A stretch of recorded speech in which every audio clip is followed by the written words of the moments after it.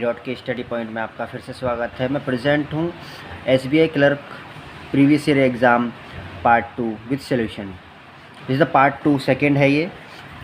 So question है direction based question. If you अगर video अच्छी लगे तो प्लीज़ लाइक एंड सब्सक्राइब कर देना। चलिए स्टार्ट करते हैं। डायरेक्शन बेस्ड क्वेश्चन है। In this type of question you will get in all competitive exam like SSC, CGL, IBPS, bank PO, clerk. So any kind of exam you will get this kind of question. Like this is the series. This is the direction based question. This is the given and this in this way, and they will ask you the some questions regarding this statement. So if we talk about the first question, then first question is asking if all consonant are replaced its next number letter, then how many alphabets are repeated in new arrangement.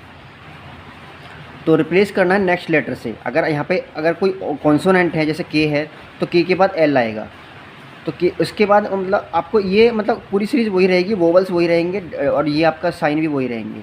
बस आपको consonant को change करना होगा next number. तो के बाद L आता है, इसे भी ऐसे रहने देंगे। वाई के बाद जेड आएगा, आर के बाद एस आएगा और इनको भी ऐसे रहने सेम। सी के बाद आपका डी आएगा, तो इसके बाद ए को ऐसे ही रहने दें। एम के बाद एन।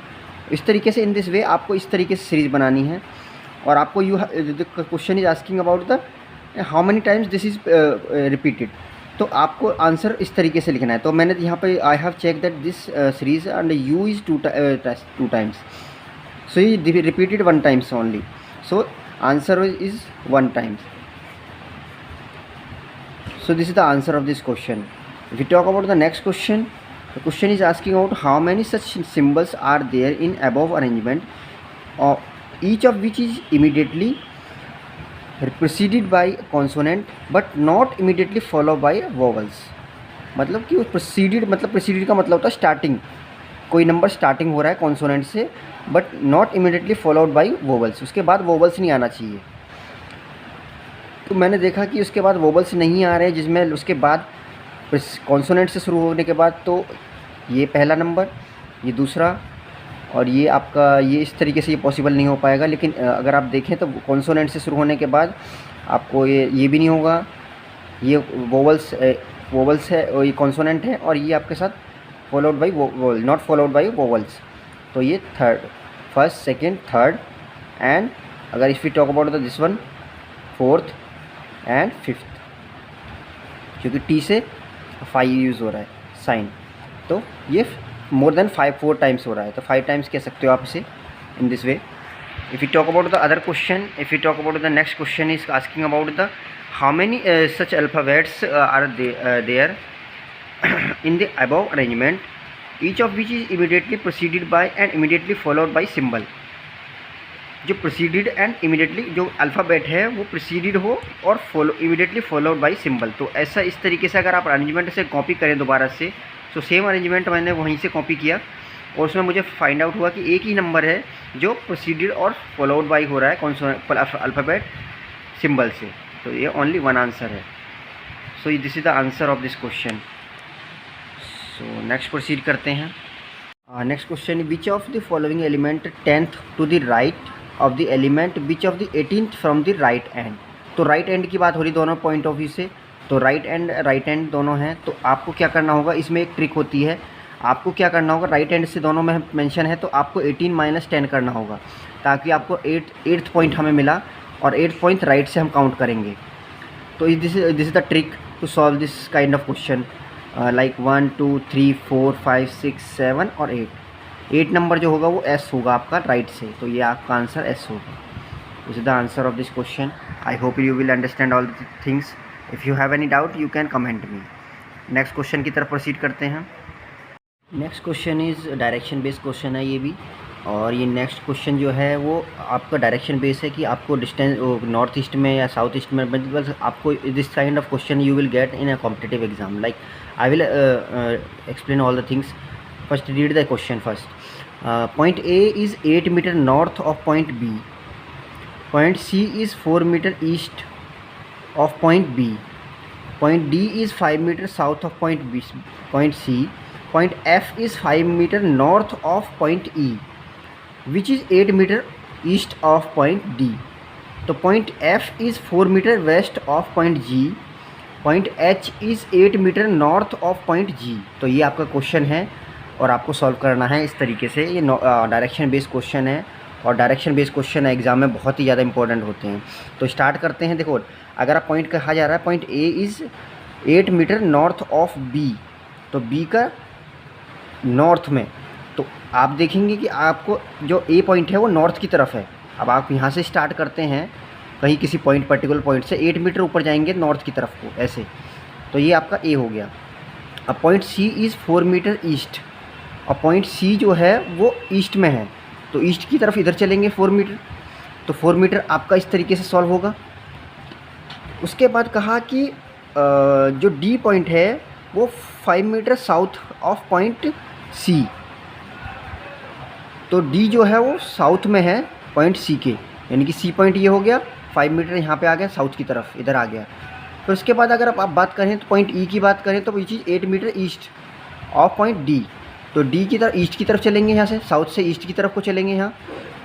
तो अगर आप देखें तो E यहाँ पे आ गए हम। अब नेक्स्ट क्वेश्चन पॉइंट है आपका F की पॉइंट ऑफ व्यू से, F के पॉइंट ऑफ व्यू से कहा कि 4 मीटर वेस्ट में है ऑफ पॉइंट G, तो G तो हमें अभी पता नहीं है।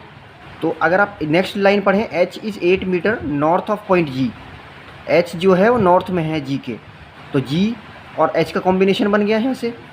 उसके बाद F और G का कॉम्बिनेशन बनेगा 4 मीटर, यानी कि वेस्ट की तरफ ऑफ पॉइंट G, तो वेस्ट हो गया, ये आपका इधर की तरफ आ गया ऐसे, इधर की तरफ ऐसे। तो ये आपका डायरेक्शन इस तरीके से बना है, ये आपका डायग्राम। तो अब इसके बेस पे आपको क्वेश्चन भी पूछे जाते हैं, पुटअप किए जाते हैं कि 3 क्वेश्चन 4 क्वेश्चन इस टाइप के एग्जाम में क्वेश्चन पूछे जाते हैं आपसे इसी से related. So I will explain all the things, wait a minute. Question number first पूछा गया है आपसे कि क्वेश्चन नंबर फर्स्ट है what is the shortest distance between point A and H। तो A और H के बीच में शॉर्टेस्ट डिस्टेंस कौन सी है। अगर आप यहाँ से चलेंगे इस तरीके से, यहाँ से ऐसे लेके चलेंगे, तो यहाँ से सीधा ऐसे जाएंगे तो यहाँ पे काफ़ी लॉन्ग हो जाएगा, क्योंकि 8 मीटर प्लस 4 मीटर यानी कि 12 मीटर प्लस 8 यानी कि 20, 24 और 32, 8 मीटर प्लस ऐसे करके, तो ये तो पॉसिबल नहीं हो पाएगा। शॉर्टेस्ट डिस्टेंस हमें कवर कर सकते हैं यहाँ से डायरेक्टली, आप डायरेक्टली यहाँ से जा सकते हैं यहाँ पे। तो आपको कितना कवर करना पड़ेगा, 4 मीटर प्लस 8 मीटर यानी कि 12 मीटर और प्लस यहाँ पे 4 मीटर, तो 12 और 4 16 मीटर। तो आपको 16 मीटर डिस्टेंस कवर करनी होगी बस इसके पॉइंट ऑफ व्यू से। अगर आप क्वेश्चन देखें तो 16 मीटर पॉइंट के 16 मीटर आपको डिस्टेंस कवर करनी होगी, तो यही आपका आंसर है। नेक्स्ट क्वेश्चन की तरफ चलते हैं। I hope you will understand all the things. If you talk about the second question what is the direction of point H with respect two point D। तो D और H के direction के base पे जो आपका direction बताना है, D आपका यहाँ पे है और H आपका यहाँ पे है, तो इसके पॉइंट ऑफ व्यू से आपको इसका डायरेक्शन बताना है ऐसे, इस तरीके से। अगर आप देखें तो इसका डायरेक्शन जो होगा, ये तो नॉर्थ में है, ये आपका ईस्ट में है, क्योंकि आपका ईस्ट में है, क्योंकि आपका इधर पॉइंट जाएंगे तो आपको वेस्ट की तरफ होगा ये। तो आपको पॉइंट ये समझना ज़रूरी होता है कि आपको डायरेक्शन किस बेस में डिसाइड करना है। तो अगर आप देखें यहाँ पे तो आपका नॉर्थ ईस्ट डायरेक्शन बन रहा है यहाँ से, और नॉर्थ ईस्ट ही आपका आंसर होगा इसमें। नेक्स्ट क्वेश्चन नंबर थर्ड देखते हैं। What is the shortest distance between point F and C। तो पॉइंट F एंड C के बीच में शॉर्टेस्ट डिस्टेंस यही हो सकती है। डायरेक्शन अगर ऐसे जाएंगे डायरेक्ट ऐसे ऐसे करके इधर से, तो पॉसिबल नहीं हो पाएगा। 5 मीटर प्लस 8 मीटर 13 मीटर हो गया, और 13 प्लस 5 हो गया आपका 18 मीटर, तो पॉसिबल नहीं है। हमें शॉर्टेस्ट डिस्टेंस कवर करनी है, हमें 8 मीटर डायरेक्ट आंसर है। तो ये आपका 8 मीटर डायरेक्ट आंसर होगा ये आपका। I hope you will understand all the kind of question. इसी तरीके के क्वेश्चन बहुत ही इंपॉर्टेंट होते हैं एग्ज़ाम के पॉइंट ऑफ व्यू से, और ये एग्ज़ाम में बहुत ही ज़्यादा आते हैं। आई होप कि आपको अंडरस्टैंड कर गए होंगे ये question. I hope you will like this video. Video अच्छी लगे तो प्लीज़ लाइक एंड सब्सक्राइब कर देना, और बेल आइकन को दबा देना ताकि वीडियो अच्छी आपको अपडेट मिलता रहे। और कमेंट कर देना अगर क्वेश्चन कोई समझ में नहीं आता है तो आप मुझे कमेंट भी कर सकते हैं इजीली। और आई होप कि आपके लिए बेस्ट हो। Good luck for your upcoming competitive exam. Thank you.